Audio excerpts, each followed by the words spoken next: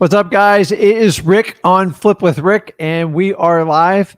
And today we're talking all about interest rates. And I'm going to teach you what to focus on as a wholesalers, because your interest in the interest rates are going to be different than the rest of the real estate market. And you have to learn what to look for, what points you can actually accent on interest rates, so you can actually accomplish what you want, which is basically assigning your contracts and moving that cash. And I've watched interest rates change for 21 years. We are now at a 40-year peak, and I've hit them at the very bottom. I hit the worst real estate crash in 100 years. So honestly, I know a thing or two about interest rates, and a lot of what you guys are focusing on is not the key things. But what we'll do today is go through the mechanics of it. I'll show you how to do it and how it relates to you. And we will engage everybody. We'll have a good time. So what I want you to do, if you have a comment, put it in the comment section. Yes, it's Rick Ginn. He's here live on Flip with Rick. And if you have a question, put it in there. Why not introduce yourself? Tell us what market you're from.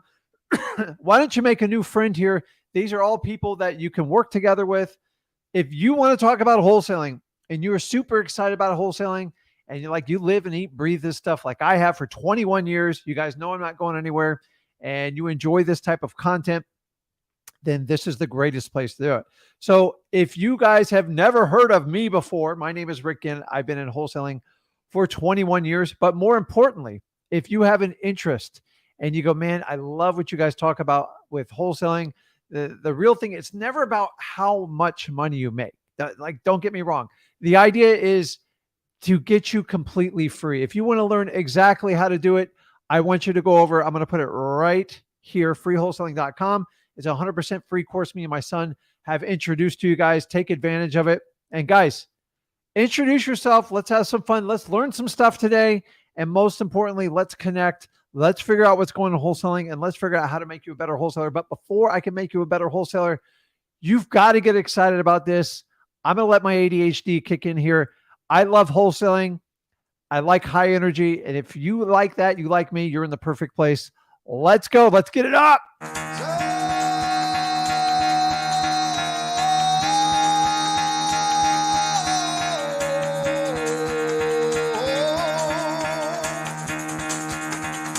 Get the fuck out of bed, bitch. Go.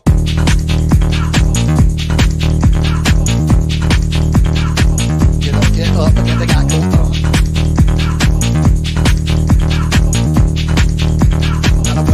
Gotta wake up, bitch, get up. Get up, get up.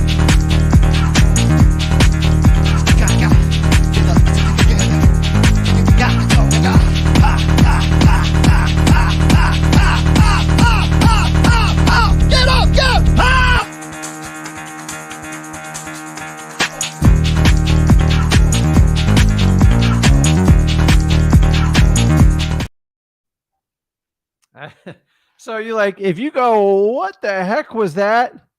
I just gave you a crash introduction to the Ginns in wholesaling. So I'm high energy.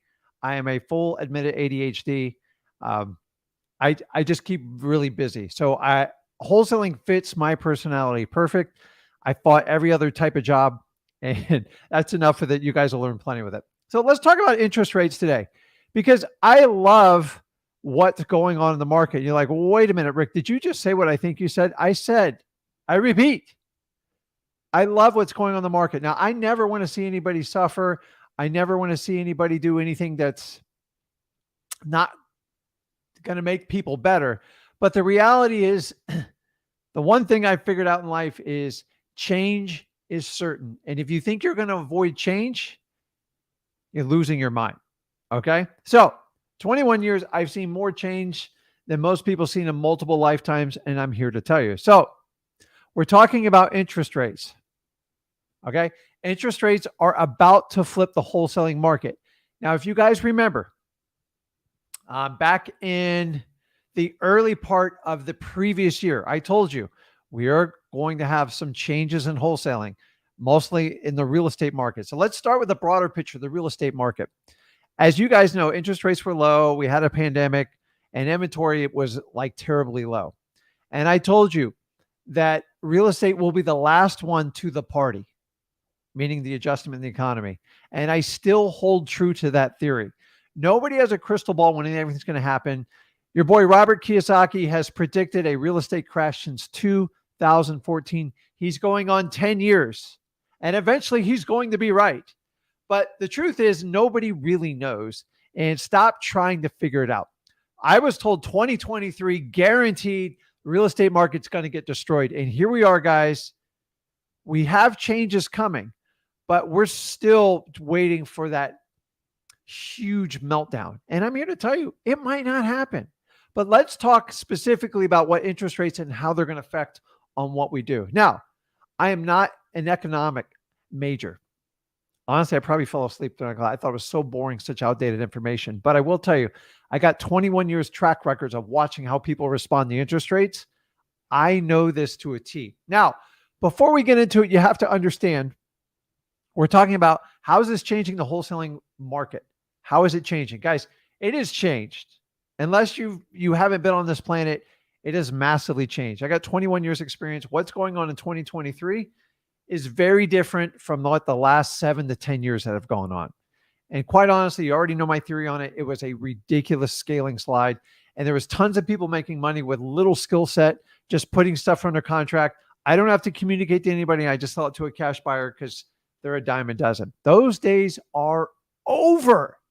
And I'm happy for it because now we can get down to the business of actually working. You actually have to roll up your sleeves and you have to work.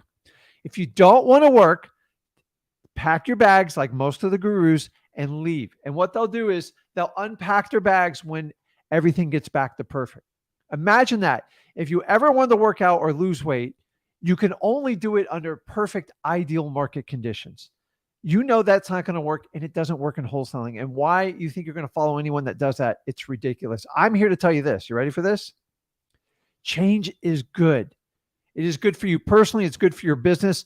Change is what creates deals in wholesaling, period.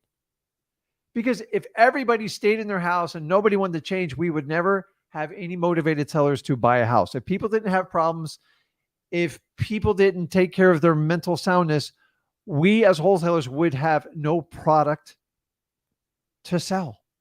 But you know that's not going to change. And that's what I want you to understand. It's not bad. Change is not bad. Change is the thing that is the only constant in wholesaling.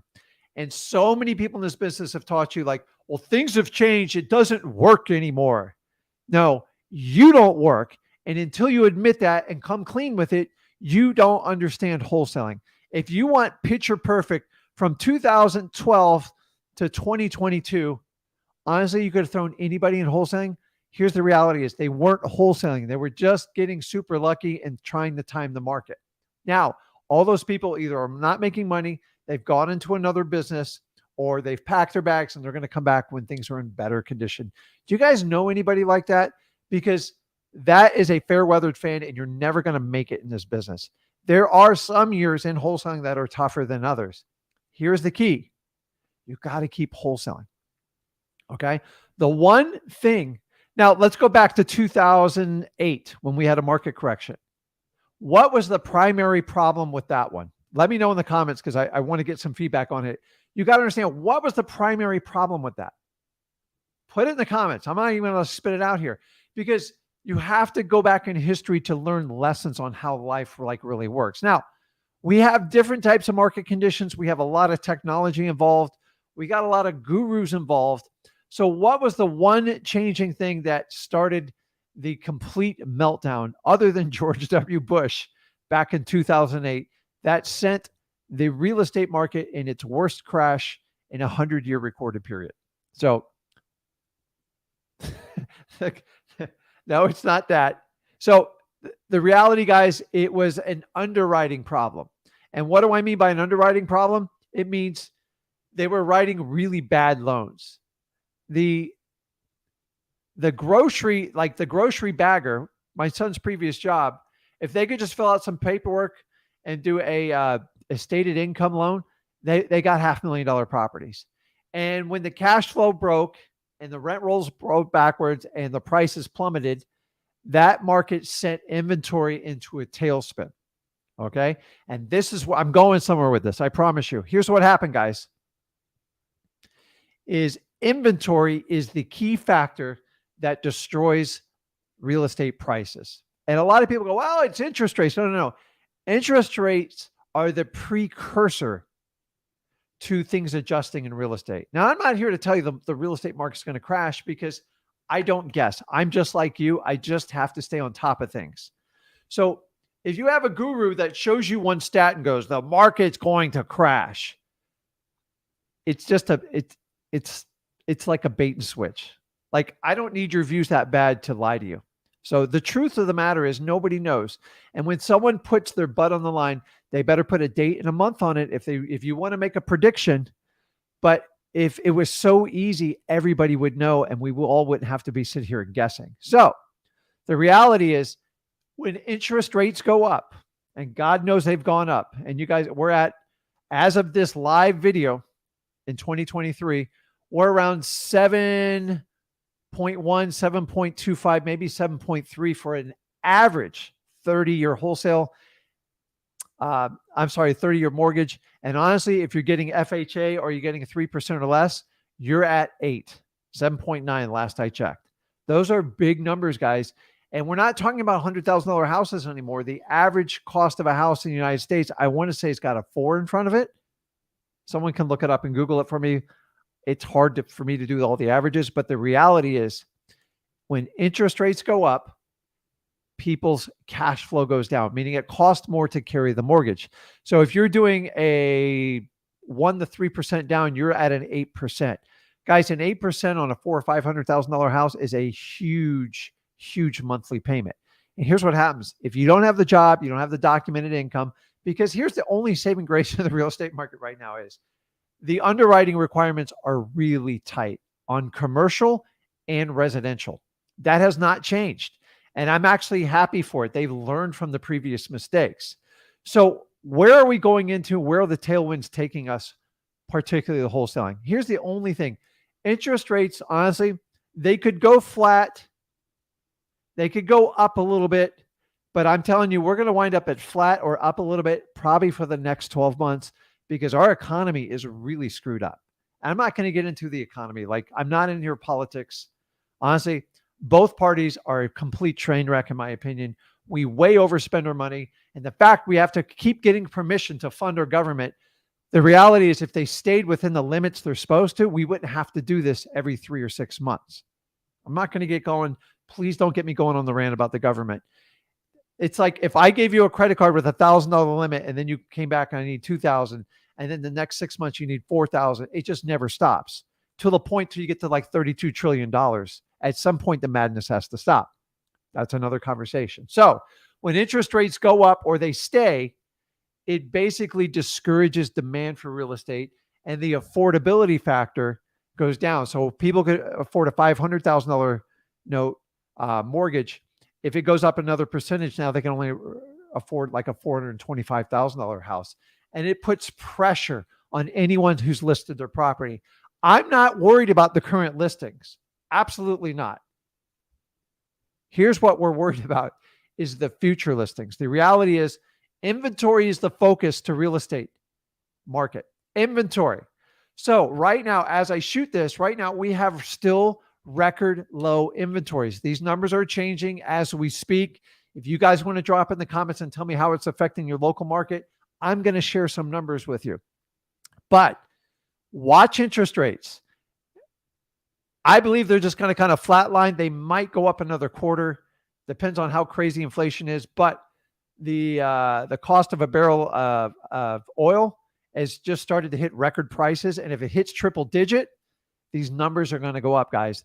The cost of energy, especially you people in the colder sections of the United States, it's going to be outrageous. Listen, go to the grocery store. Don't tell me there's no inflation, guys. I'm getting killed. I'm scared to death to go to the grocery store. I just bought a thing of like creamer the other day. I was just in shock at the price on it. I don't go to the grocery store often, and now I know why.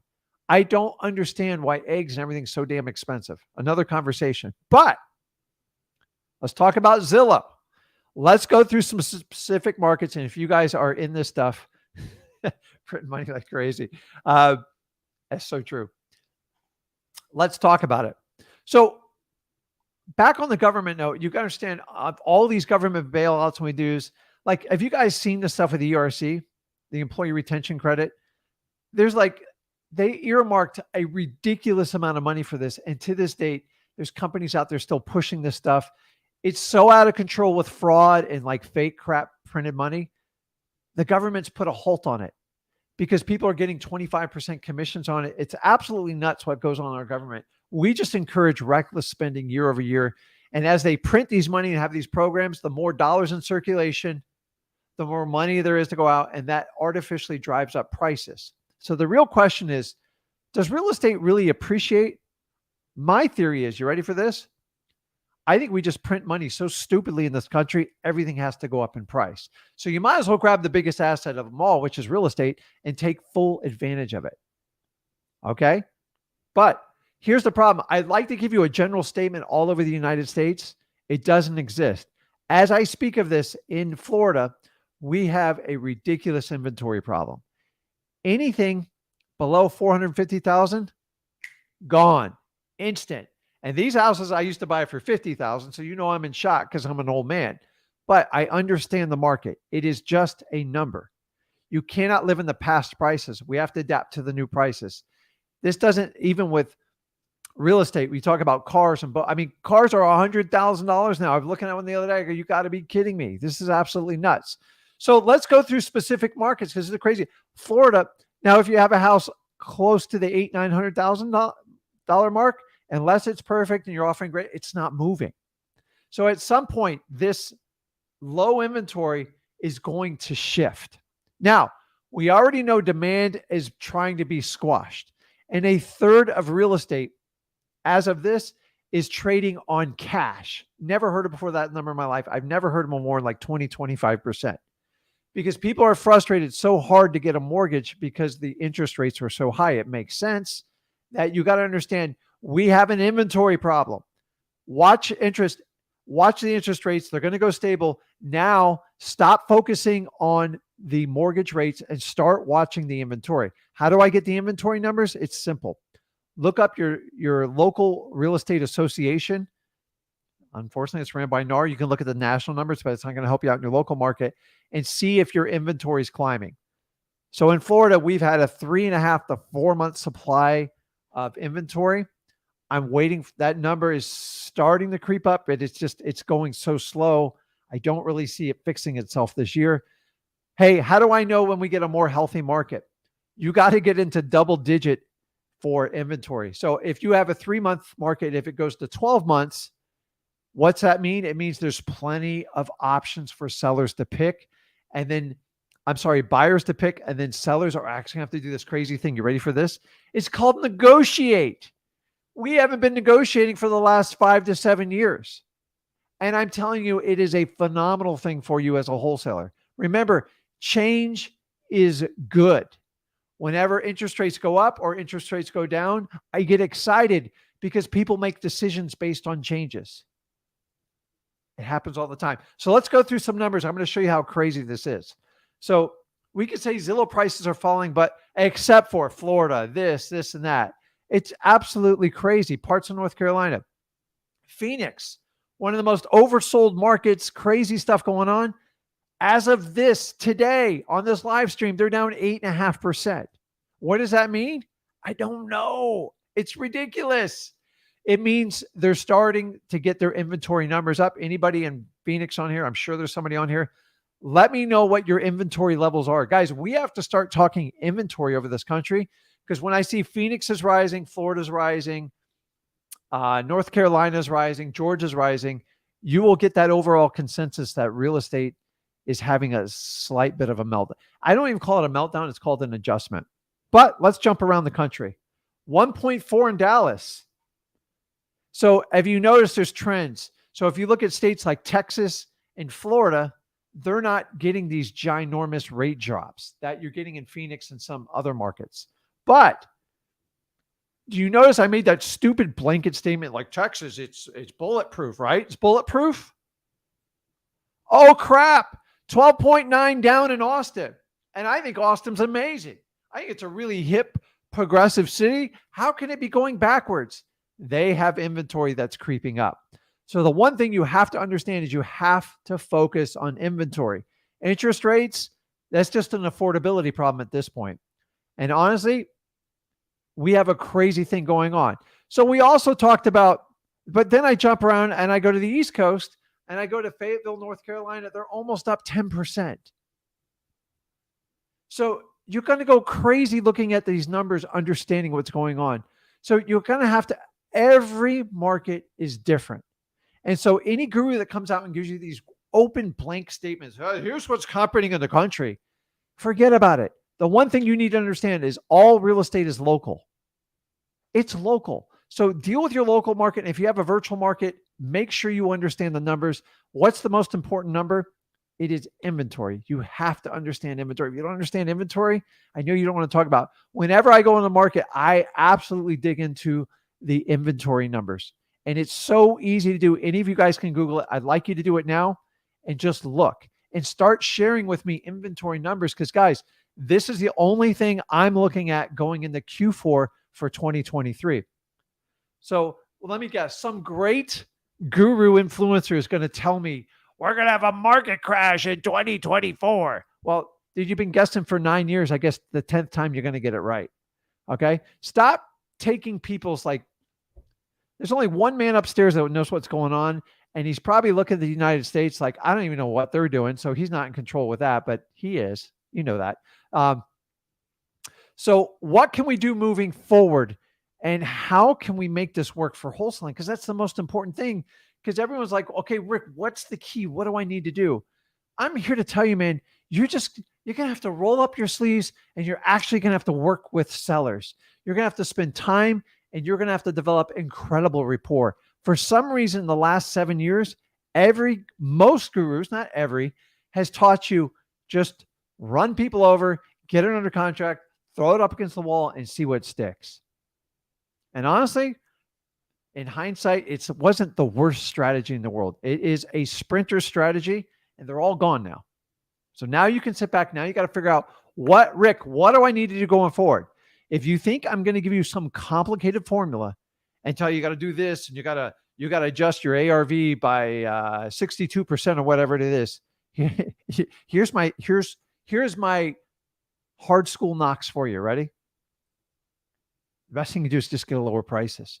You have to get lower prices. Lower prices cures all problems in wholesaling. So many of you reach out to me and go, Rick, I have a property under contract and I've called like 4 or 5 sellers that all tell me I'm crazy. The price is too high. Can you help me sell it? No, I can't. I'm not a miracle worker. I can't do it. I love everybody who watches this show, but I am not God. I cannot. If you entered into a bad contract, just get the heck out of it and go find the right way to put them under contract. The reality is most of you put properties under contract because you're scared to have a hard conversation with people. You don't go for no. You go for yes like a realtor does, and you think a cash buyer is going to bail you out. You spend no time developing a relationship with a cash buyer, and then you come back to me and Zach and want to know why you're struggling. And then you're saying, this guru taught me this guru taught me that. I go, listen, when you actually want to work, let me know. That's it. Okay? So like simple examples here. If you locked up deals for 100K before and you sold them at 120, you're going to have to lock them up at 90 and shoot for 110. And sometimes you got to take 105 or sometimes you have to take 100. You're never going to get killed taking a profit. The thing is, you're going to have to go out and market and get very consistent. Some deals you take $5,000, some you take 30 from. You never know. Remember, the deals, we find the deals, then the deals pick us. Okay. We only focus on people that need to sell their house. I avoid people that want to sell their house at all absolute cost, period. So for the last 5 years, every guru has taught you just deal with everybody. I'm just telling you, that's not wholesaling. It's not what we're about. And no, like I can't make anyone sell me my house. I don't care how good you think you are. You can be the most incredible talker in the person, but you're never going to make somebody sell you their house. Can you work with them? Can you open up communication? Can you take the wall down? Absolutely. That's what I teach. But I only invest in people that need to sell their house. You taking 2 hours building an amazing conversation with someone that wants to sell their house, you are in realtor world. Go get your realtor's license. Almost every guru teaches how to go on MLS and do all that stuff so you can waste all your time. I don't teach any of that stuff. Off-market properties, people that need to sell their house that are highly motivated. Wholesaling's always been like this, even back in the 50s and the 60s, guys. But someone tried to do a modern sprint and tried to do like the realtor version. I'm just telling you, it doesn't work. Okay. The second thing is interest rates are either going to go flat or they're going to go up just a little bit more. It's not a bad thing. And so I want you to understand this. When the interest rates go up, so the news is now getting out.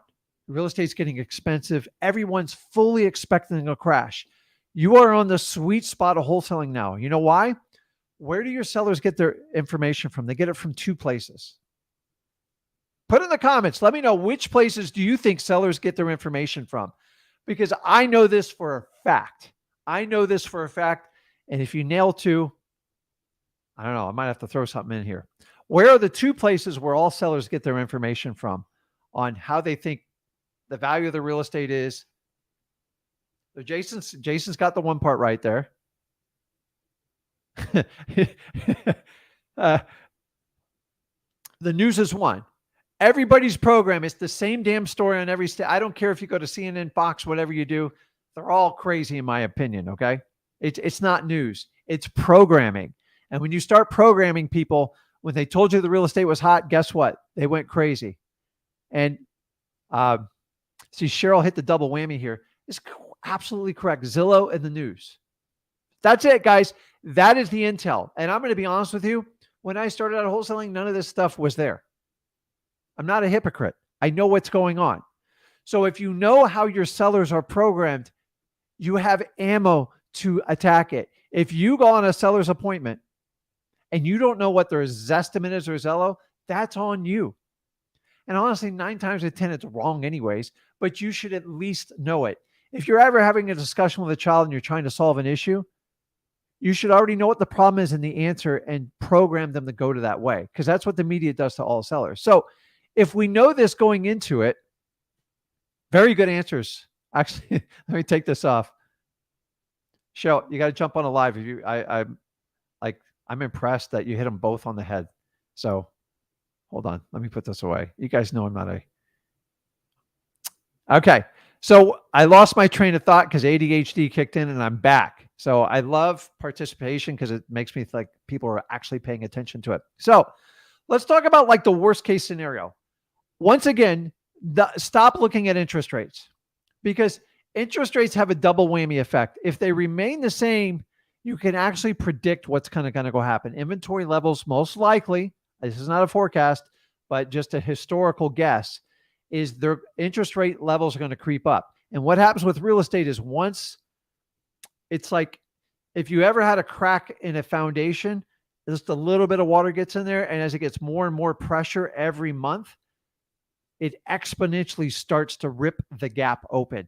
So if you get 4, 5, 6, 7, 8 months of inventory creeping up, it's a snowball effect. And most likely the same thing will happen with the unemployment rate, but it makes no sense to me because it's not following any traditional paths. But once the inventory level starts to build and the unemployment number starts to build, it snowballs. And then that's usually when the government panics and tries to use like the Federal Reserve to calm the markets down. But we have this additional pressure called inflation. Everything's so unaffordable, it's ridiculous. It's actually cheaper to build a new house than to buy one on the market. As crazy as that sounds, that's true in a lot of your markets. So let's talk about some of the worst cases. This is my opinion. It's an opinion. It's not a forecast. It's an opinion. So take what you want out of the information, and it's subject to change. I think everybody's forecast should have a little asterisk next to it, subject to change. Worst case scenario, probably 5 to 10% correction. I'm telling you, if we have a real estate complete meltdown like we did back in 2008, honestly, real estate's going to be the least of your problems. There's going to be people in the streets not getting jobs. So we don't have an underwriting problem. We don't have a mortgage problem. So unless people lose entire faith in all of real estate in the United States economy, the only thing that would cause that is if our government defaulted on everything and shut down, which is not completely out of the question. But I'm a betting man, so they always find a way to take our money and pay ourselves back. And I'm not here to talk about fixing the government because I don't have enough time to do that in a live. So most likely, probably 5-6% drop between one. Remember, you guys have so many markets out there. I can't give you a blanket statement. And this is some of the problem with what's going on in today's market.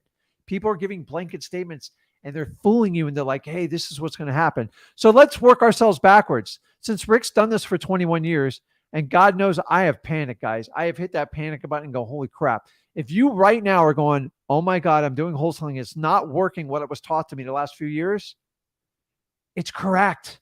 Because the way you guys were taught was an unrealistic expectation. You actually have to work this business. Number one, what is your product? Put in the comments, what is your product in wholesaling real estate? What is the product? And question number two to that, let's do a two for Cheryl will probably answer this. Who is your customer? What is your product and who is your customer? And if you don't understand these two things, please go over to freewholesaling.com and figure it out. Who is your customer? Who is your product? So I'm going to let you guys do two sets of answers so I can give someone a fair. Let's see who nails it first. Jason's almost there. So I am going to go with, wait a minute. I think, my God, you guys put so many answers on it, went fast. I lost them.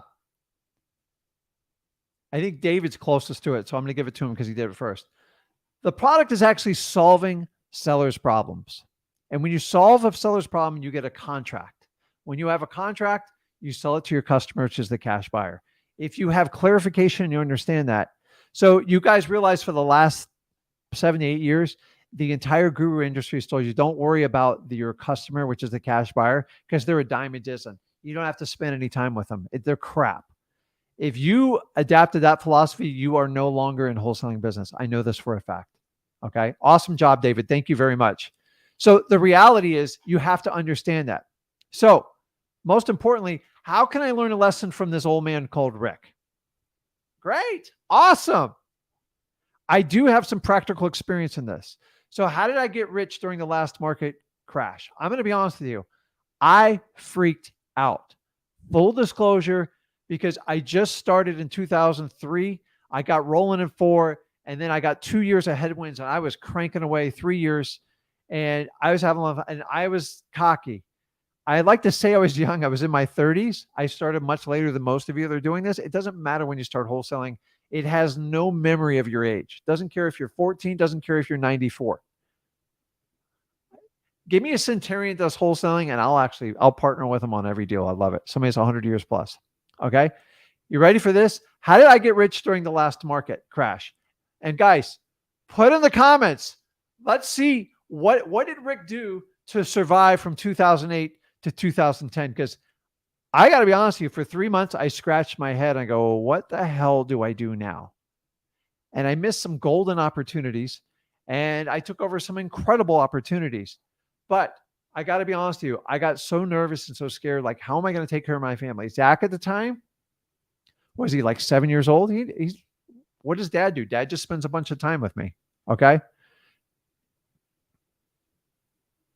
Oh my God. It's like, look at this. The hip hop analyst nailed it. You never quit. I never quit. I get frustrated. I get pissed off. Absolutely. But I never quit. And that's what you guys got to understand, which brings me to my point here is I just kept wholesaling. The minute you think it's hard and you just want to stop because you think better times are coming, you got a better opportunity, you're done. You've mentally quit. And studies show when you mentally quit something, it's 10 times harder to start it back up. I swear to you. And let me tell you, I had some hard conversations. Deep down. And honestly, at that point, if I decided to pack it in, which I considered it because I was naive, I was young, and I thought I knew it all. And when you took it away, I was making 20, 30 grand with my eyes shut. I'd have $60,000 months. I thought I had life all figured out. Number one, I didn't plan for a rainy day, and I spent a lot of my money. Full disclosure. Number two, I let my identity tie myself to wholesaling. And if I couldn't do wholesaling, I felt like I wasn't worthy of doing it. And it pissed me off. And it made me question a lot. Number three, my ADHD almost lost me in this because I didn't know what to do every day.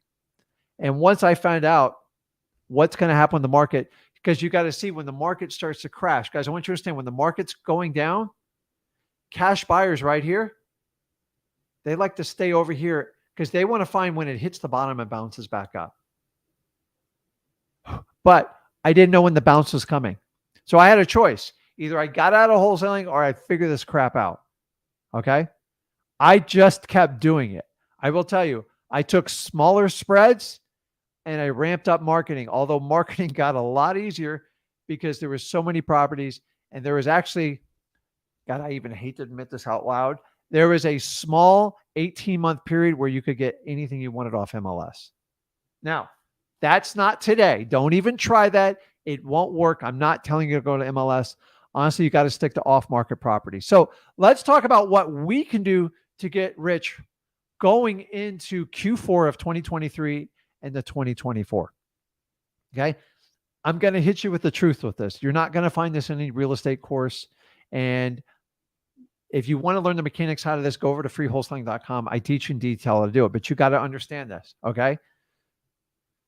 Guys, please, for the love of God, lose the MAO theory, your formula, all that crap. It has been a crutch. You guys walk around with a crutch on your arm. It says MAO on the crutch and you're hopping around on it. MAO stands for maximum allowable offer. The reality is if you hang your head on that, you guys are going to get dangerously close to it. So if a property is worth 250 grand and your MAO is 230, whatever it is, and you decide to make an offer at 220, what are you going to do? Who taught you this strategy? Why are you so close to the top end offer? It makes no sense. Think about this, guys, for a second. Why would you do that? Okay. It's because you need to flip it around and talk about the LAO. Okay. And LAO just stands for the least allowable offer. Why? It's wildly uncomfortable. It doesn't make you feel really good about it. But the reality is it engages a negotiation to get the best deal humanly possible. And remember, you can't force somebody to sell you a house. It has to be two parties that consent. So I'm never worried about it. If you offer $1 and they want $1 million, you're not getting a deal. But so on that same scenario, say the house is worth, what did we say? 250. Okay. Instead of you offering 230, knock the number down. Offer them 150. But Rick, they're going to say no, and my feelings are going to get crushed and hurt. I don't care. The reality is if you do it exactly the way I teach it at freewholesaling.com, and you actually, number one, be your authentic self. Stop this crap. Stop these fancy jackets. Stop these slick shoes. Nobody wants to see you in a fancy car. Homeowners don't care about that crap. Be yourself. If you're an incredible family person, brag about it. People love your family. If you're a funny person, laugh. God gave you a gift to laugh. If you know how to connect with people naturally and you're really good at rapport building, do it. If you're an empathetic person like I am, they love it. And it's genuine. It's not fake. It's real. That's why a lot of people connect with me because I don't hide behind this fake guru persona. I hate it. Honestly, it's for 10 years. It's why I didn't even come on the camera and do this because I did not want to be like every other guru out there. Fake, pretentious, look at me. And I don't go to like seminars and stuff like that because it's all, most of it is just, it's a pep rally. I'm going to just tell you this. So focus on the LAO. LAO is basically the least allowable offer. So I learned this technique because back in 2009, I learned whatever offer I was going to make, I was just going to minus off 50,000 because I overpaid for a few properties. And I go, how can I fix it? So I handicap myself. So if you guys play golf, my handicap's like, it's terrible. It's probably like 15, 20. And you're still going to kill me. So a handicap is if you were going to offer 200, now offer 150. Do that. I swear to God, it works. You know why? because you're so programmed to try to get a yes that you're trying to be a realtor. And I'm telling you, it's not going to work. So, but Rick, they're going to reject me. No, no, no. You're going to build an amazing conversation. You're going to get rejected. But here's the difference. You expect to get rejected. So when I offer 150, you know what the customer says? If you've built rapport, if you're going to do this dry and cold, I promise you, you're going to get an unpleasant response. I'm not talking about that. And you know what? Occasionally you will get an unpleasant response. Deal with it. I go, Rick, there's no way I can do 150. Like, that's crazy. What have you done? You've reset their expectations. Because if you sneak up to that MAO, guess what? That price keeps moving up. They go, well, if he's going to pay that, I can get him up to here. So when I go to a low number, they're like, oh my God, I'm going to have to chase him a little bit because he's so far off on his number. And I say, listen, don't shoot the messenger. And they go, well, listen, I spoke it over my wife. I go, the least we can take is like 185. That's it, Rick. I can't go any lower. I just saved 2 weeks of negotiations. I got a really good deal. My seller's happy.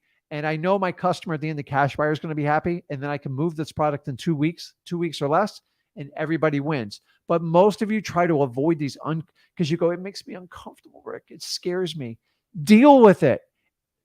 If you want to do what 95% of the rest of the world won't do, do it. If not, go do what everybody else is. Go join the matrix, get stuck, pay your full taxes, go get your job, and you're not going to get anywhere in life. And be okay with it. And everyone around you is going to try to keep you right there. If you ever notice when you come to wholesaling is people all of a sudden, like they're like, whoa, you've changed, Rick. Wait a minute. You think you're better than us? I'm not better than anybody. Like, I've never, ever done that.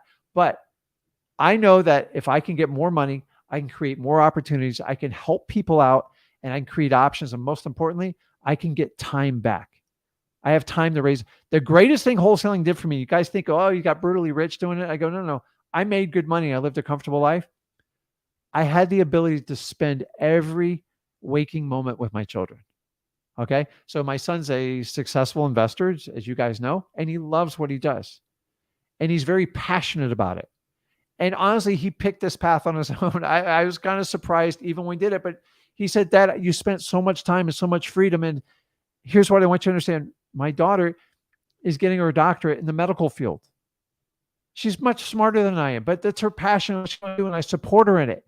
And that's what wholesaling's allowed me to do. And if you can allow me to teach you how to do this, I'm here to tell you there is a path to do it. But most people are not going to tell you the truth. Here's the bottom line, guys. If you want to do this for your family, especially your children, stop telling your kids what to do and show them what to do.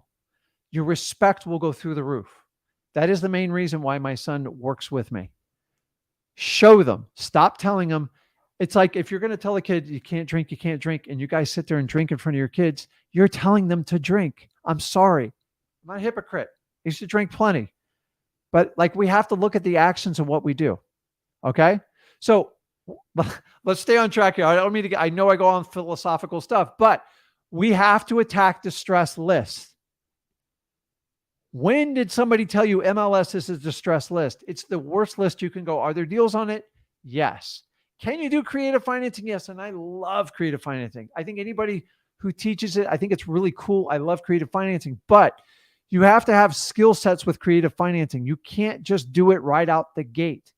If your partner is a seasoned person that's done tons of creative financing and they're going to partner with on the deal and be with you till the end, knock yourself out. But if you're not going to have structure the whole way through it, don't do it, because most people put up a chunk of money or they sign a deal and they don't understand why 5 years later they have to write more checks and they're not making any money.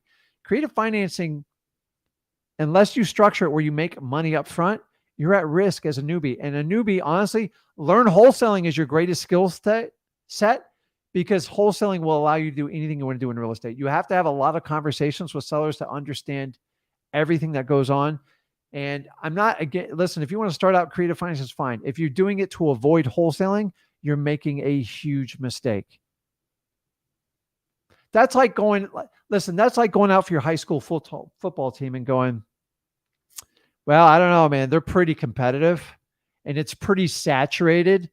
So I don't want to compete. So I'm going to go play flag football. Honestly, here's who I'm looking for. You ready for this? I get it. These people are at an incredible level. I'm going to find someone that helps me get to that skill set, and I'm going to go in and be the greatest football player of all, the greatest wholesaler. That's what you need to do. Stop trying to piggyback and skip. I'm going to try this. I'm going to do lease options. I love all that stuff. Wholesaling is the core of all of it. If you learn wholesaling, it's like learning basic math. You want to do algebra, trigonometry, calculus. If you want to be a buy and hold, a fix and flip, honestly, the person who has the most control is the wholesaler because they understand how to get a great deal. And by the way, everybody who tries to be a wholesaler after the fact, they usually fail absolutely miserably. I have the numbers for it. Also, I don't really, I'm not a guru. I don't want to say, I just give you like the truth. You got to stop following all this guru hype. You got novations out. Novations is not a wholesaling strategy. And if someone calls it 2.0, 3.0, 4.0, 5.0, it's not a software you update. So stop all this. Stop mixing retail with wholesaling. It is a fad. It is a trend. And unless you do it with tricky documents like power of attorneys and you don't have a lawyer on your staff, you're taking massive risk. Okay? If you don't think you can get sued by a homeowner or a state attorney's office, if you try to control a property with absolutely no ownership and you try to manipulate documents, once you enter into any type of legal agreement outside of a purchase and sale agreement, which you're still fiduciary responsible, but your interest is up front there. You say, listen, I'm going to buy this property. I'm the buyer, they're the seller. Once you start entering like power of attorneys, guys, you're in a massive conflict of interest. And disclosures do not cover you in court. I know this for a fact. It just exposes you. So if you think you're going to pair up with a distressed homeowner because they wouldn't take your low wholesale price, and you think you're going to get a cash buyer to fund the repairs, and then you guys are going to put it on the market and you're all going to split the money, I got an island to sell to you guys, like in the middle of nowhere that's fully furnished. It doesn't work. And the thing is, like in the state of Florida, could try to do an ovation in the state of Florida and fully disclose it to the title company. I guarantee they run for the hills. I'm not saying novations don't work. Novations should not be in a beginner's hands because they are complex transactions that involve legal documents. And if you don't have a lawyer with you advising you, you are putting yourself at risk. So here's all I want you to do. And then we're going to jump on the lives here. Stay consistent, market every day, find distressed properties, and go for the no. This is your ticket to get through this. And what I want you guys to understand is we have an inventory problem. Okay. I call it the slingshot effect. In 2008, I freaked out. I had tears rolling down my eyes. I admit it. I was freaked out. I didn't know how I was going to take care of my family. And I didn't plan accordingly. So it taught me to learn how to invest and buy assets to protect me from future markets. But you getting started today, you have to understand how this game is played. So there's what we call the slingshot effect. And I'm going to wrap it up with this. 2008 to 2010, it was painful getting good deals. And I still made very good money, but I never worked so hard in my life. I'll give you full disclosure. But what happens, a slingshot effect. All those people holding back on their 2.99, 2.95%, 3.25% mortgages, there's a lot of trash houses. There's a lot of bad tenants out there. And there's a lot of nasty divorces getting ready to go on. That's just statistical. It never changes. And honestly, with the advent of these stupid things, it's 10 times worse because we don't communicate as a society. So the slingshot effect means everyone who's held off for the last 2 or 3 years because they believe they can't sell their property and get a lower mortgage, they're going to unload. And when they unload, it is going to be a lot of fun because you're going to have your pick of the litter out there. Now, the question is, how fast do they unload and how quickly does this change? Only time is going to tell. And the only way that you can keep track of that is you track the inventory in your local market. So I want you guys to start communicating to each other about inventory levels. So if you're in Phoenix, track it. It comes out monthly and it's easy to do. Okay. But do not do these, the United States, the market's roughly here. It doesn't help you in your local market. Okay. And last but not least, you got to remember this most importantly, you got to treat your cash buyers just like you do your sellers. They are your customer. And I honestly, I've got told to shut up and be quiet when I spoke my voice in 2014, 15. I'm like, you can't treat cash buyers like this. It's going to bite you in the butt. They're a dime a dozen, Rick. You don't know what you're talking about. Now, all these people have told you, none of them are in business anymore because that's what sprinters do. Sprinters run, they take as much money as they can, and then they hit a wall and they crash. And they take their BS and their scams to another market. You guys know exactly what I'm talking about. And they try to run real fast, and then they hit a wall. Okay. But the thing is, they never stop. They run so hard, there's never even a break. Why not run a marathon with me? 21 years. I think I got a little bit of a track record. Guys, wholesaling, you cater it to the way you want your life, not the other way around. So when the real estate market adjusts and changes, which it always does, you got to figure out how to work and pivot in it with it. And there is about 75% of the market stays true, old school stuff. But there is 25% of changes in technologies and statutes and legislation that you have to keep up with it. And that's why we do these lives multiple times a week to help you guys get the damn truth on it, because I'm not selling you a product, so I can't sit here and spin this stuff all day. So that is enough of that. I'm going to jump on and do some questions here. If you want to do a one-on-one, jump on now. Now is your time to do it. There is, go over to Wholesaling Houses for Real. There is a link in there. If you click the StreamYard link, you can get in line. We'll have a conversation. I like to talk about wholesaling, but I'm open. If you want to talk about interest rates in the real estate market, this is a great place to do it. I had a couple comments I tagged here. Let me see here. And you guys are awesome about answering questions. I did do some short sales when the market changed, but it was such a radical thing. Guys, trust me, all you want to do is make an offer on a short sale and get the hell out of the way, because they're when you have irrational sellers and irrational banks, they're an absolute nightmare. So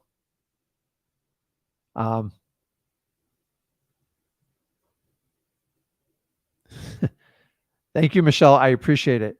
Yeah, guys, I have a lot of battle scars in wholesaling, and here's what I do. You guys, you don't see me all over the internet. I do not waste my time commenting. Let me put this. I'll comment with you guys in the Wholesaling Houses for Real and like Flip with Rick. But outside of that, I do not go on other people's forums and go, you're wrong. You're wrong. It's just a waste of time. Everything's an opinion in life. And let me tell you what most of you need to do, especially in wholesaling, take a social media fast. Stop commenting on everything, because in the end, it doesn't matter. And you're just wasting your time and energy. If you put that energy towards your business, you would do so much better. People are like addicted to commenting. You ever notice that? It's like, honestly, I haven't commented on people's stuff in multiple years. People are like, did you disappear, Rick? No, I just got wiser. I don't fight idiots. I'm sorry. So,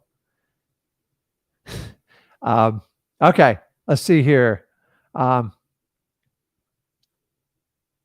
So somebody asked, how often you should be repulling government list? It just depends on which list you're pulling. So if you're doing probates, you got to do them weekly. I'm sorry to tell you, speed kills in probates. If you're doing like the water shutoffs and the fire damage, the water shutoffs, I probably do every other month or every quarter. It just depends on what you're doing. And code violations, you got to pull at least every quarter, because most of them are going to be redundant. So get the freshest leads humanly possible and work it back from there. Let's see here. What else I got? So Raquel asked about what are your thoughts on current land? And so land's going to follow the same suit as the rest of real estate, although a much simpler transaction. But people buy land to plan for the future for the most part, or they want peace, or they want a nice field so they can have space next to their house. So it's all based on demand. But if demand is low and inventory creeps up, then that is an opportunity to lock down raw or vacant land. But you got to keep in mind, you have to find a market for cash buyers for it. And that's the biggest challenge when we deal with that. So let's see here. Where's the other one? Oh my God, you guys have lots of questions. That's awesome. Okay, so last one.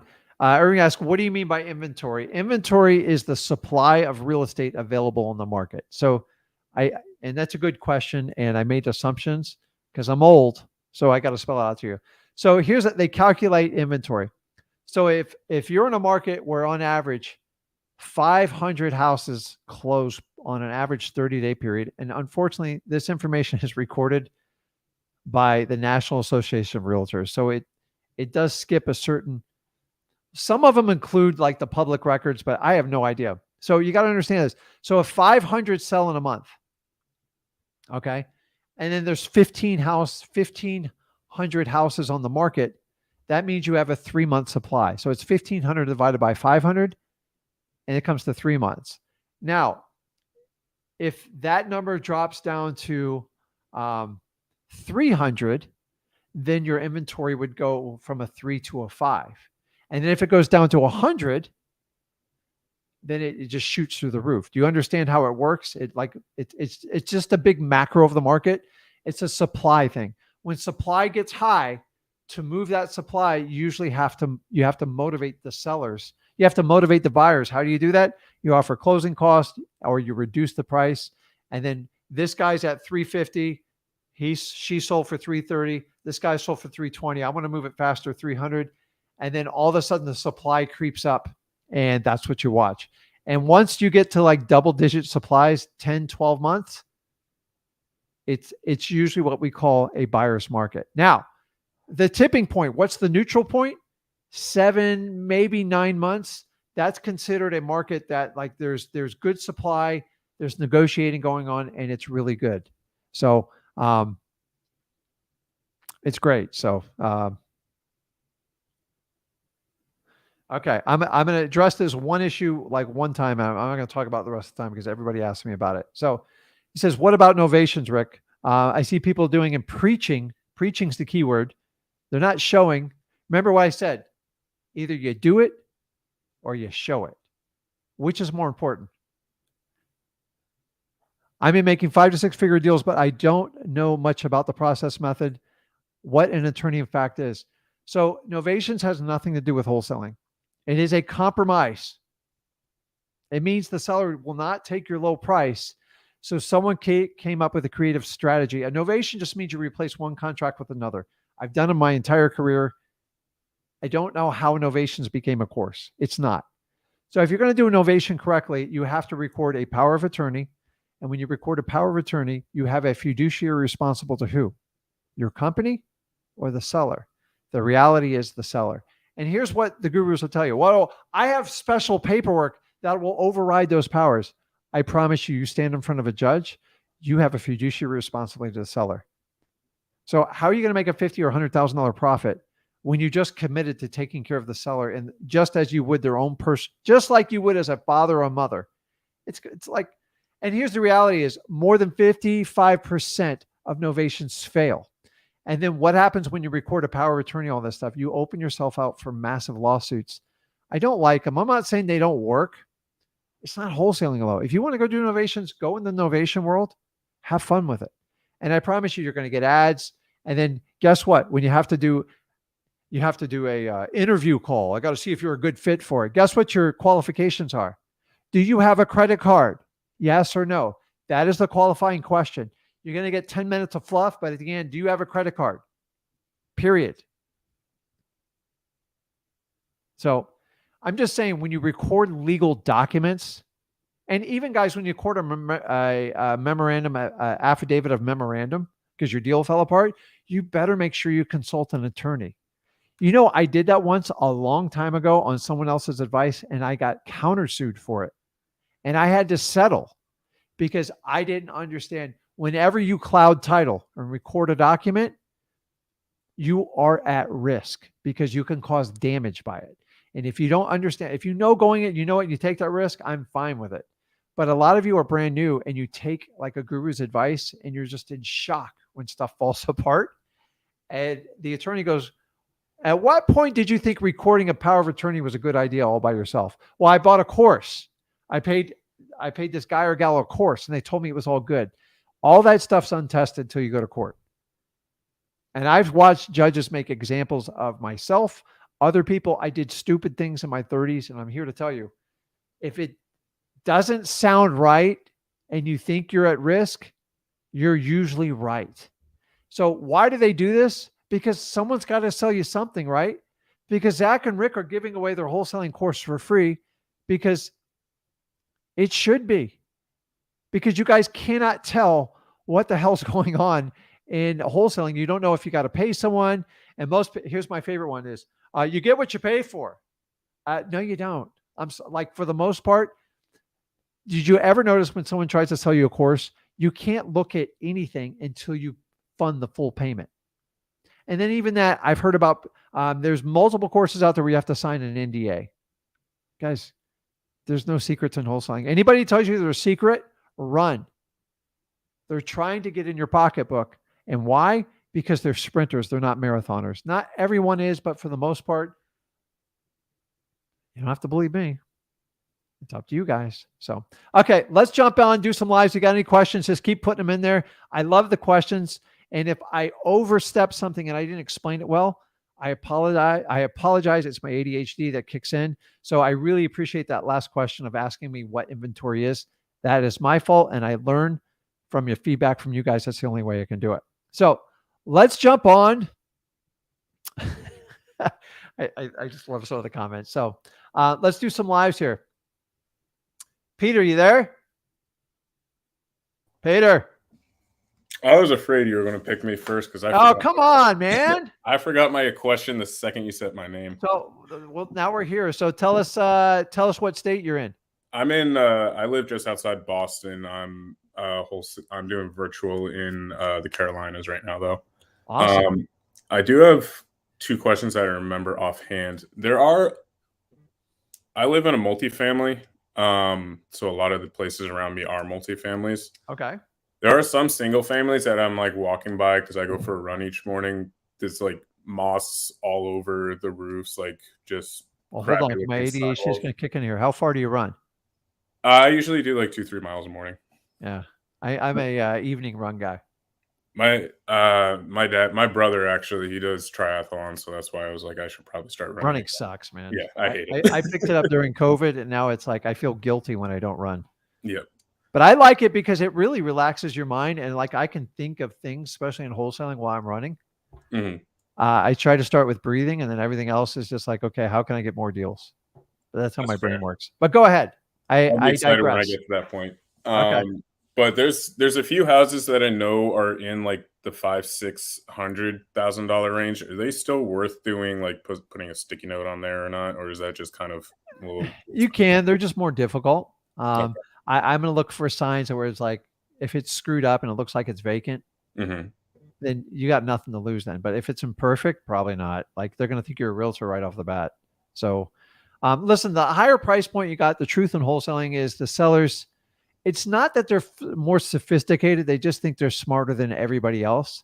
And they need a realtor to walk them off the ledge to get them to the truth. I'm not interested in having that conversation, but full disclosure, I've made $10 to $12 million offers. I'm not going to say I was over my head, but I was nervous because I had to put up a $2 million deposit, and I did it. I had to put the $2 million up with the damn offer.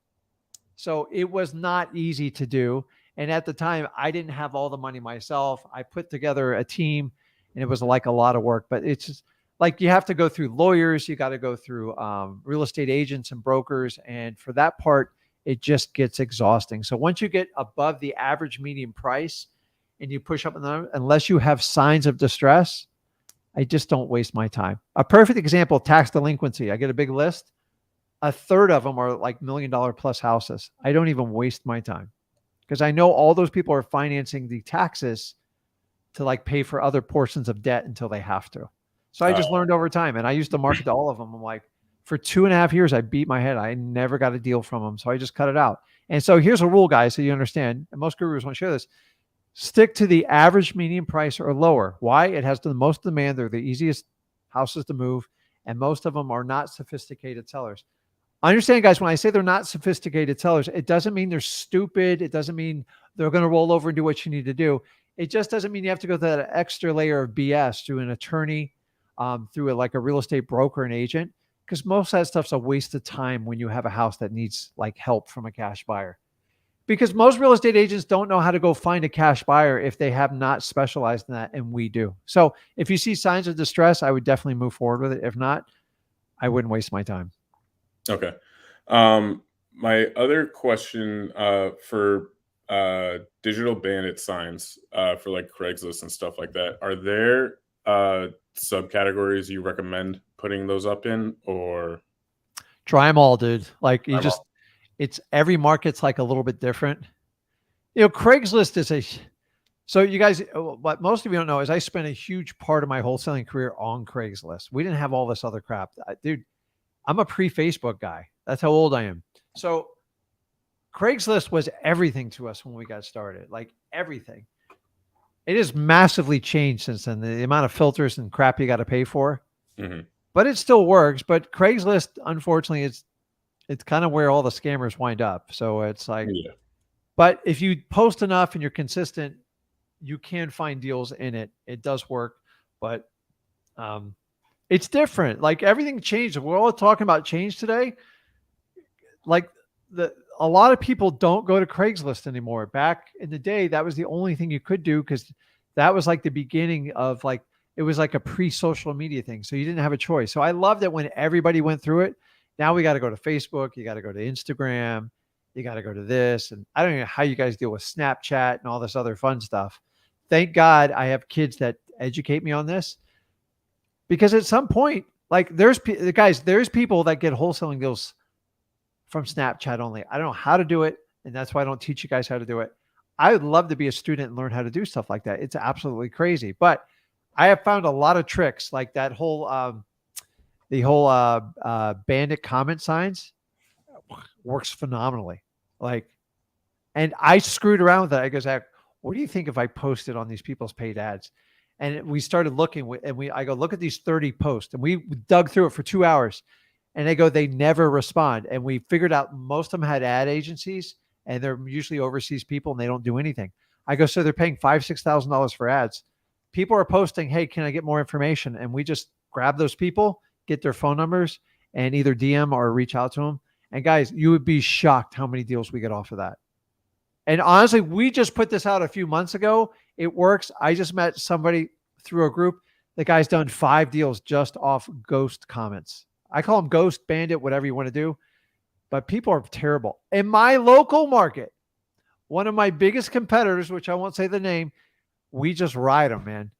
You pay $5,000-$6,000, I'll take the leads for free. Like, guys, I do not believe in spending $50,000 a month for marketing. You have to do this smartly when you begin. You have to be very smart.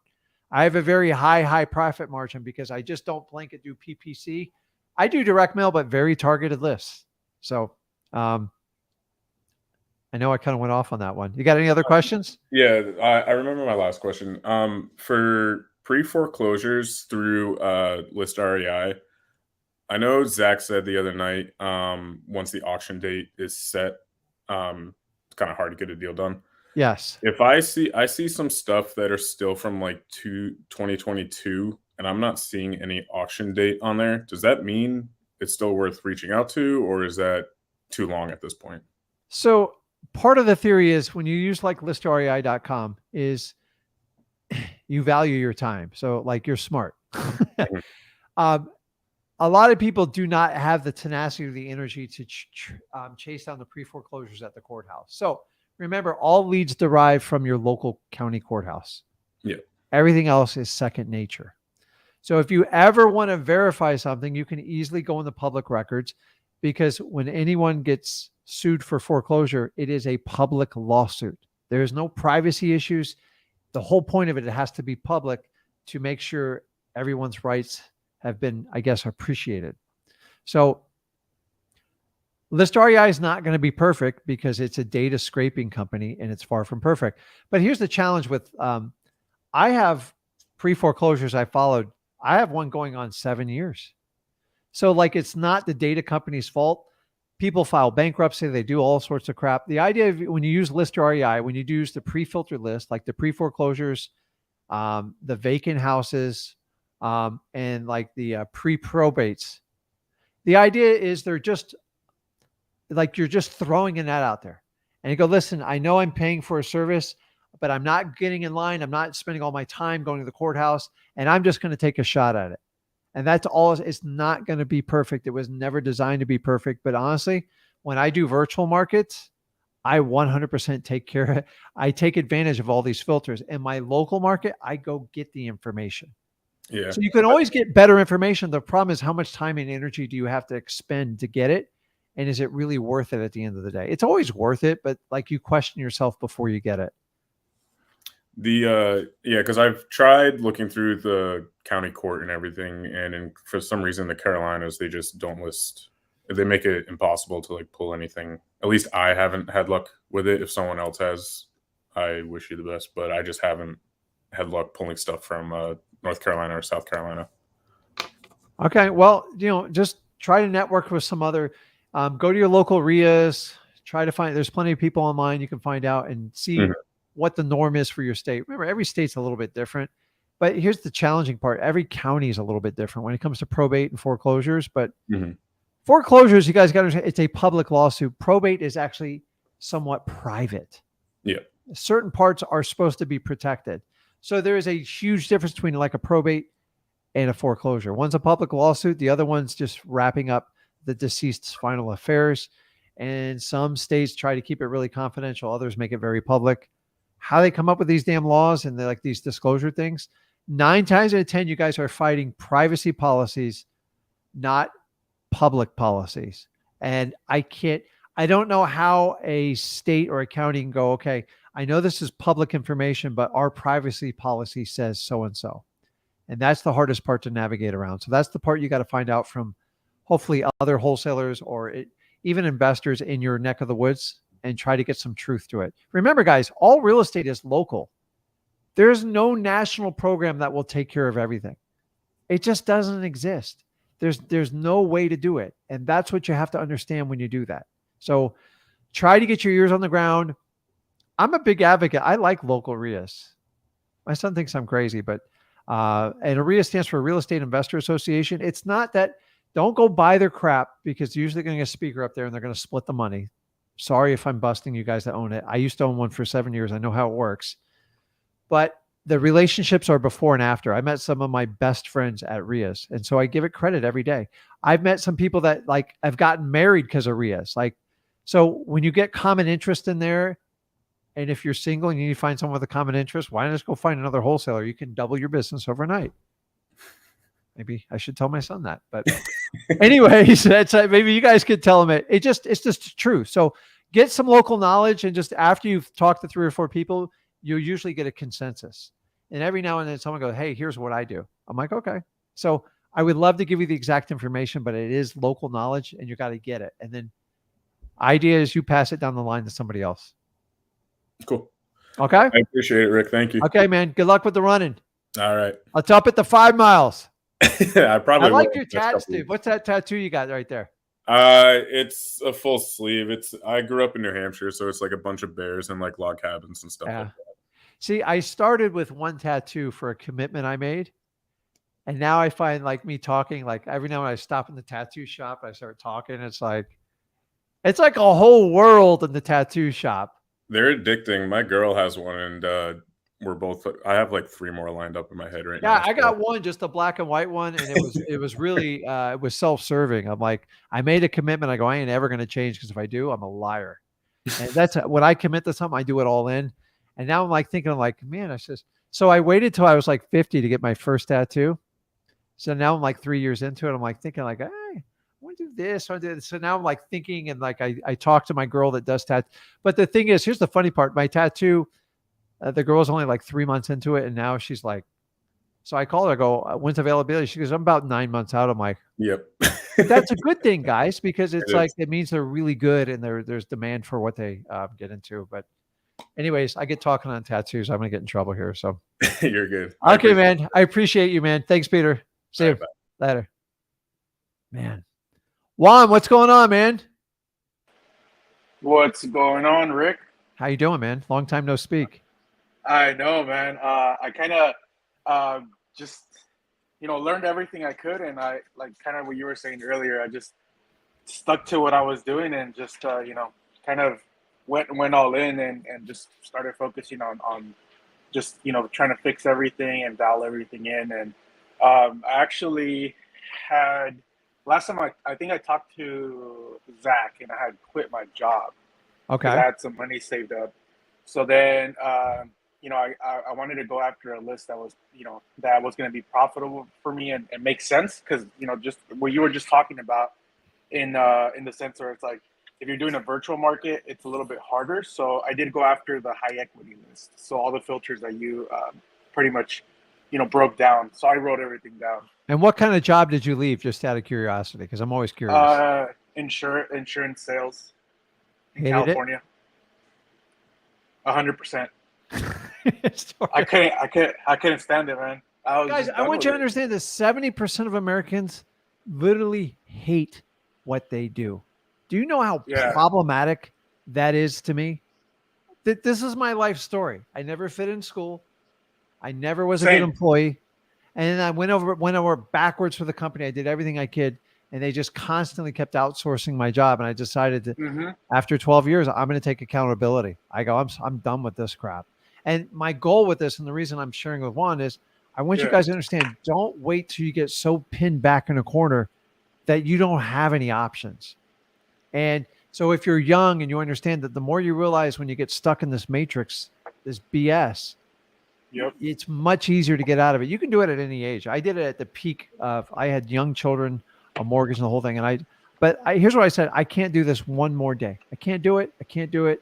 Honestly, I'd rather sit in a camper in a single family trailer and have my freedom than do that crap. Okay, continue. Yeah, that's kind of like my story too. 4th of July, I didn't get the day off, and I was just like, I'm over this. I'm like, I'm taking the day off, Yeah. and I just resigned the next day. I was like, I'm done. I'm like, and my wife's like, I got you. Just go all in. I know you've been, wanting to do it. So, I went before that. In 2022, I went down the guru route. It didn't work out because they're like, do it in Southern California. It's your backyard. Blah blah blah blah blah. Orange County. And I, spent a bunch of money, like at least, close to like maybe 10,000 with the whole, mentorship and all that other crap. And I was like, dude, this doesn't make sense. I was like, it shouldn't be this hard to get a deal. So then Uh-huh. that's when I was just looking around and I found you guys. And then, I was already kind of down and out, had already spent all the money I had saved up. So I basically for like a year, I was saving up to go all in. Hmm. And I was like, all right, this is the perfect time. Let me just do it. She's got my back, and I'm gonna do it. So basically, July 6th is when I just pulled the list, started doing everything, and I ended up, like getting stressed out because what I did notice with high equity, it's not as frequent as leads. The leads don't come in as frequent because obviously a lot of them, what I was getting the consensus was, oh, I already got called, blah blah blah. But I was like, you know what? I'm just gonna keep doing it. Just go one more day, one more day, one more day, one more day, right? And that's Hmm. what I kept telling myself. And at the end of July, so I believe it was one of the last days of July, I called this guy, and I was about to give up that day. I was like, you know what? I'm done for the day. So I was like, Yeah. nah, let's just keep going for a couple more hours. And yeah, I called this guy, and he was like, you know what? You called me at the right time. I had some really bad tenants. Blah blah blah blah blah. He's like, you know what? And I built good rapport with him. He's like, you Hmm. know what, son? He's like, I want to do a deal with you. He's like, all right, well, go ahead, go ahead and send me the paperwork, because guy was like 85 years old, so he doesn't do email, he doesn't do like any of that, any Yeah. technology stuff. So I was like, damn, what do I do? So then I went and I was like looking for the video. Okay, get a notary to do it. So I saw your video. So boom, I did that. The next day she went, they signed the documents. And I had taken you guys' advice too. So before I even went into the market, before I quit my job, I had already researched the market, did the reverse wholesaling. So I looked for the during my lunch hours, I was looking for the title company, found the title company, found cash buyers, and then that's when I decided to just go all in, and Yeah. I found that guy, got the contract, and got everything checked out. He went to go look at the house. And then I got hit with another thing because it was supposed to close August 29th. So the 28th was, I believe it was a Monday, the title company calls me and they're like, hey, unfortunately, Something's going on with the title. It's clouded. So basically, it's gonna have to go through probate. So my heart just dropped, man. Yeah. It just dropped. So the old man was like, "No, son, I'm gonna get this figured out for you." So he went to bat for me, because I built really good rapport with him. Mhm. So whatever happened in the title, so I guess he was able to figure it out, and I closed on the 11th of September 11th, and I just I sent him I have them send my check, framed it last week, and I had run out of money by then because I was just like, like I had put in everything I had to basically, get the leads, everything. But Uh-huh. yeah, everything closed, and yeah, I framed my check, and I pulled another list, high equity in the same area, and just kind of doing the same thing all over again. I'm actually going to start dialing after How this. much did you So, make on that deal? I have the check right here, 25,156 with 25 cents. Guys, did you hear that? 25 grand because he took a risk. But like, here's the bigger picture is he got through the hardest part. Like the first deals, it seems overwhelming. But the idea is now he has the skill set. Now he's just got to keep the action and be consistent. And I'm telling you, you can cash these checks on a regular basis. It's going to be a little bit wavy. Everyone likes to tell you it's this perfect straight line. It's not, dude. Yeah. So take a certain aside and celebrate, especially with your wife to put up with you. And then number two is take money aside and build a war chest and build it until it looks like a bank account, like like a phone number. And I'm telling you guys, I remember when I first started wholesaling, broke's not even the word. I go, man, if we could just get like $2,500 on our account, like we'd have to use, I'd be happy. And it was 5,000. Then when I put 10,000, my wife looked at me with a new respect that I can't even explain to you. Okay. Yeah. And it could be a husband, wife. It doesn't matter. But the idea is like, then she goes, man, if we could just, I think I go, okay, 25. And then it was 50. And then I got hurt. Then we just got used to like 100 grand always being there. Yeah. And I'm not even going to tell you what it never stops. It's like, three. And then I was sitting with a very wealthy group of people. They're like, they go, man, if you don't have like 5 million sitting in a liquid bank account, I feel sorry for you. I'm just like, five? Oh, okay. I'm going back to work. It's like, I'm just telling you, it's a constant moving target. And it's like, the crazy thing is when you have a must in life, you get it. When you go, listen, I got to get 10 grand in my bank account. You get it. Not should, not try, not if. You get it. When you want 100,000 in your bank account and it's a must, you get it. You just got to get to work and get it. And I'm proud of you for taking the effort because it takes an incredible, because you're doing what 95% of the world doesn't do. Take risk, believe in yourself, and make a difference. And remember, I want you to understand why it's never about how much money you make. People mistake this all the time with me. If I wanted to be the richest man on the planet, I probably wouldn't even be in wholesaling. But if I want the highest quality of life, to spend time with the people I love and adore the most, I'll argue with anyone. Wholesaling is the best. It is hard the first couple of years, and you still have trials and tribulations coming. But if you can stick it out, even when you lose a deal, you will survive. So the next thing we got to teach you is about detachment. And the easiest way to do detachment from deals is get a lot of deals in your pipeline. Because if I got 8 or 9 deals juggling, which is the bare minimum, because I feel naked without 20, is I know a certain percentage of them are going to fall apart. It's just, we push people, we push that. But when you only have one deal and it falls apart, I know that because I was hung up on that for years. And the only way you can overcome that is with volume. So I am super proud of you. You get like a big bow down to me. I would love for you guys, just so you guys know, it's I do the Flip with Rick Plus. If you ever want to kind of up your game a little bit more, those of you that do JV deals with me and Zach, you get 1 year free with us. After that, we have a nominal entry fee. It's very, very cheap and affordable. And then the idea is after this live stream, I will have a bunch of people I sit down and then I answer all their questions directly, like one-on-one with the group there. It's not a huge group. And then October 19th, 20th, we have a live event here in Stuart, Florida. It's going to be awesome. My son's never done a live event for it, so it's going to be special for the people there. We still have availability for that. It's very reasonable. And remember, with Flip with Rick Place, you get to meet us twice in person. So the next one will probably be in the center of the U.S. I'm leaning towards Texas, but steer me wrong. And the idea is we spend 2 days, but like we go into your business and like, don't do boat rides. I still do dinner, but like we spend time just talking about wholesaling. So we probably got 20 hours of pure content. Nothing Yeah, to 'cause I sell was you and so to do it. So if you want to like step it up, it's not a requirement.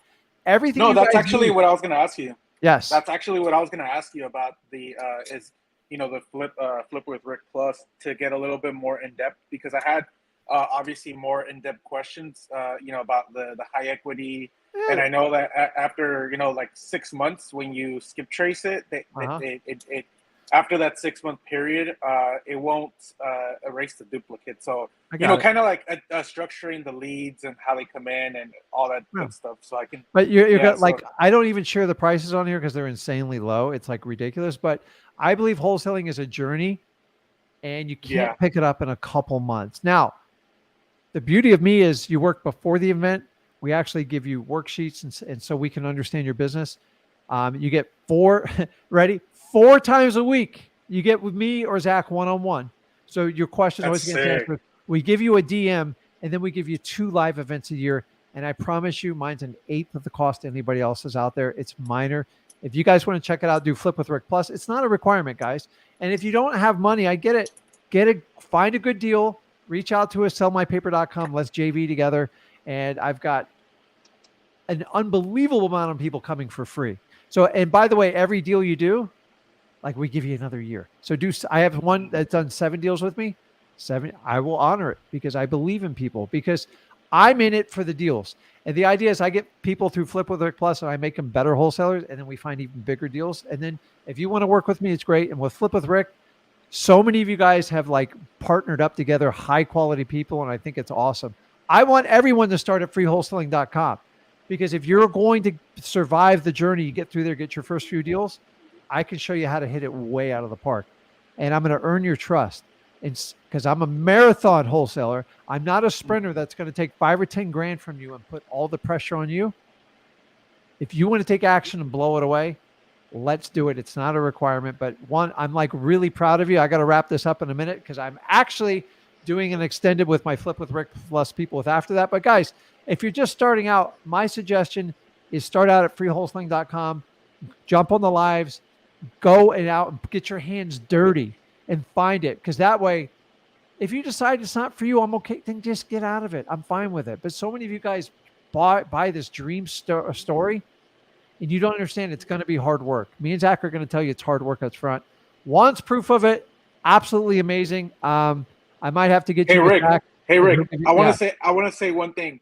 So just for everybody that's listening, all the stuff that they're teaching, like literally, like for every little thing that came up in my deal and any like little hiccup, I legit just went and looked for it on freewholesaling.com or your videos, and I it was like somebody was there with me the whole time.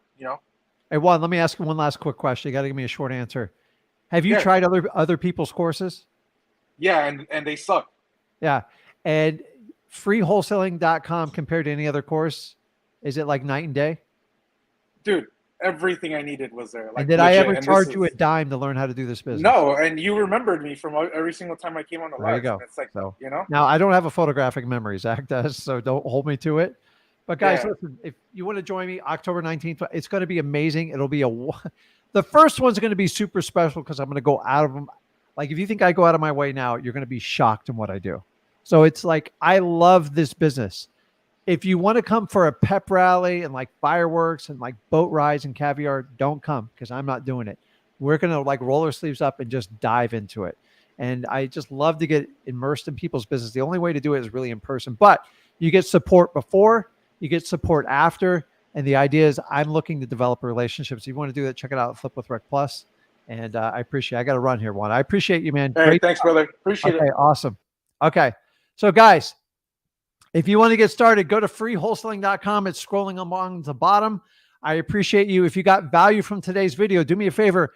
Make sure you smash that like button, the heart button, whatever it is, and get it going. And as usual, make sure you subscribe to this channel. If you guys got value from this, check me out on the Rick Ginn channel. Sometimes I kick it up even a higher notch. And yes, you guys know my son, Zach Ginn. Check him out on his YouTube channel, guys. I appreciate you. I hope to see more of you guys through Flip with Rick Plus. If you want to meet us in person, October 19th, 20th. I only talk about wholesaling. I'm not going to distract you with all this other crap. Let's just teach you how to do wholesaling and how to be the best wholesaler. If that's good for you, it's good for me. I'll see you guys. I appreciate you.